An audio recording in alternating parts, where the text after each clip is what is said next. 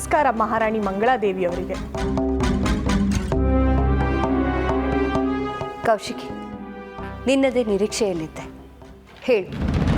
ಮಹಾರಾಣಿ ಅವರೇ, ಯುವರಾಣಿ ಅವ್ರ ಬಗ್ಗೆ ಒಂದು ಬಿಸಿ ಬಿಸಿಯಾದ ಸುದ್ದಿ ತಂದಿದ್ದೀನಿ. ಹೌದೇ? ಏನು ಅಂತಹ ವಿಷಯ? ಯುವರಾಣಿ ರೇಣುಕೆ ಅವರು ಗುಟ್ಟಾಗಿ ಹೋಗಿ ಯಾರನ್ನೋ ಭೇಟಿ ಮಾಡೋದನ್ನ ನಾನು ನೋಡಿದೆ.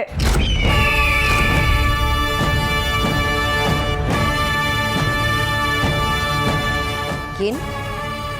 ರೇಣುಕೆ ಗುಟ್ಟಾಗಿ ಯಾರನ್ನು ಭೇಟಿ ಮಾಡುತ್ತಿದ್ದಾಳೆ? ಯಾರನ್ನು ಎಂದು ತಿಳಿಯುತ್ತೆ? ಅವನನ್ನು ನೋಡ್ತಾ ಇದ್ರೆ ಯಾವುದೋ ರಾಜ್ಯದ ರಾಜನ್ ತರ ಕಾಣಿಸ್ತಾ ಇದ್ದ.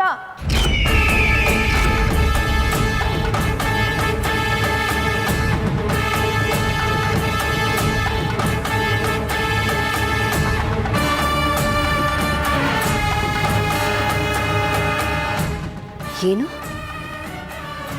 ರಾಜನೇ? ಯಾವ ರಾಜನನ್ನು ಭೇಟಿಯಾಗುತ್ತಿದ್ದಾಳೆ?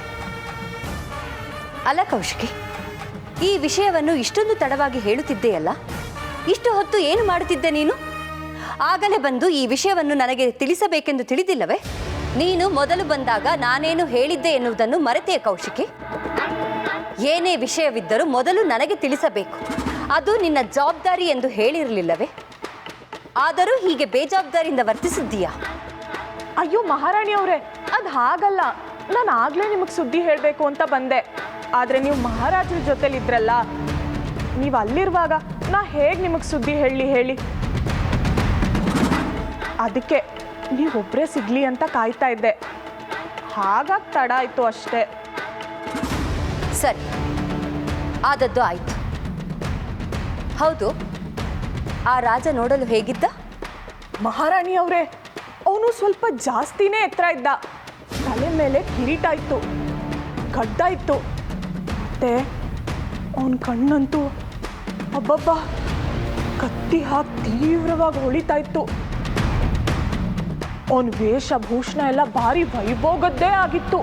ಅದನ್ನೆಲ್ಲ ನೋಡಿ ಅವನು ಯಾವುದೋ ರಾಜ ಅಂತ ಗೊತ್ತಾಯ್ತು.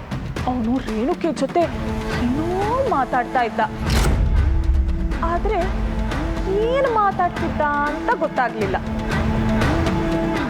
ಕೌಶಿಕಿ, ಎಲ್ಲ ರಾಜರು ಹೀಗೆ ಇರುತ್ತಾರೆ. ಅದರಲ್ಲಿ ವಿಶೇಷವೇನಿದೆ? ನೀನು ಹೀಗೆ ಗಡ್ಡ ಇತ್ತು, ಕಿರೀಟ ಇತ್ತು ಎಂದು ಹೇಳಿದರೆ ಅವನ್ ಯಾರೆಂದು ನನಗೆ ಹೇಗೆ ತಿಳಿಯಬೇಕು? ರೇಣುಕಾ ಎಲ್ಲಮ್ಮ ಶ್ರೀ ರೇಣುಕಾ ಎಲ್ಲಮ್ಮ